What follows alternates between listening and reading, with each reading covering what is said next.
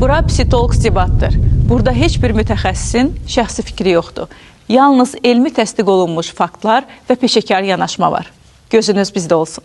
Kəskin diaqnozlar qoyan psixoloq, özünü adlandıran insanların bir çoxusunun heç təhsili belə yoxdur.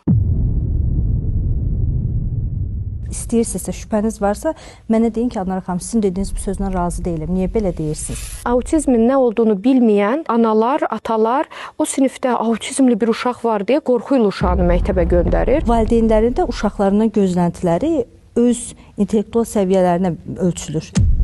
Bir mütəxəssis olaraq mənə soruşsanız, sizcə onda bu diaqnoz varmı? Böyük ehtimal yoxdur onda bu diaqnoz. Bəzi həkimlər deyir ki, məsələn, ehtiyac yoxdur, o psixoloqun yanında neyniyəcək ki, gözdə hələ biraz böyüsün. O dediyimiz canilər ana bətnindən cani olaraq heç bir zaman çıxmır. Nəyisə ifadə edəndə bu reklam xarakteri daşımamalı.